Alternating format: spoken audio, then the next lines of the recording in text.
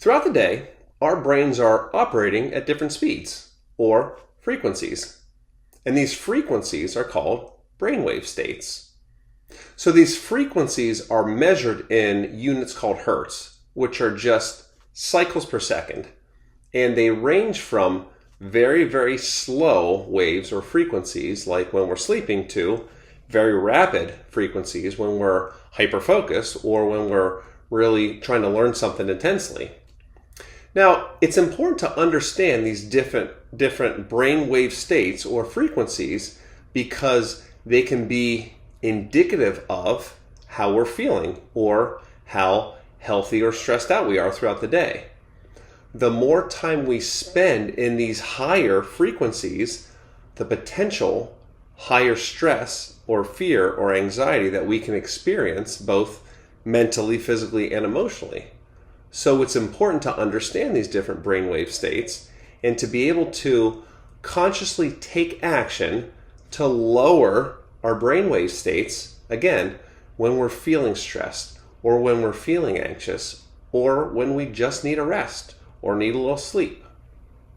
So there are 5 different brainwave states that, again, range from very slow to pretty fast, and they are delta, theta, alpha, beta, and gamma.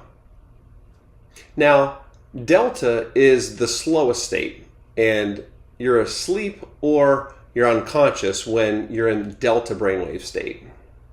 Theta is the brainwave state when you're semi-conscious or when you're almost fallen asleep. You're extremely, extremely relaxed. The alpha brainwave state is when you're relaxed and kind of daydreaming.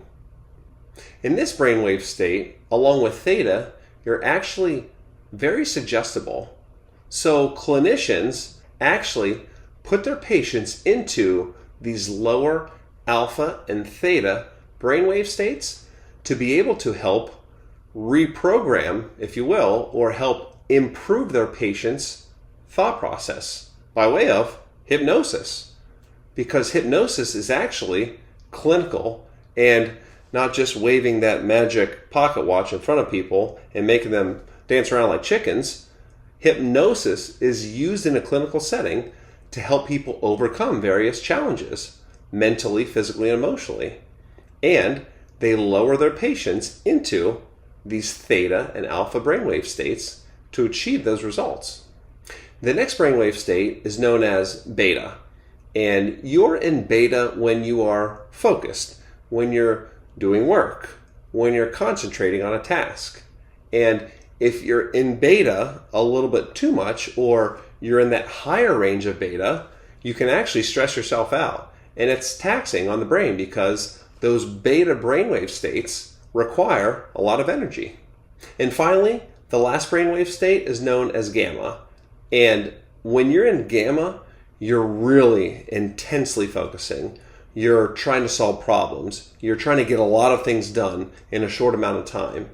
And just like the higher beta brainwave states, the higher gamma brainwave states are really taxing on the brain and body. So it's important to understand that our brains require a lot of energy and our brains get stressed out. And we need to do certain things. We need to adopt certain practices when we're stressed out, when we're tired, to help calm the brain and body, to help lower the brainwave states so that we can relax more, so that we can fall asleep easier, so that we can give our brains a break throughout the day to help reduce that stress, to help refocus and re-energize ourselves so that we can accomplish tasks, do our work, and also so that we can maintain and improve our health.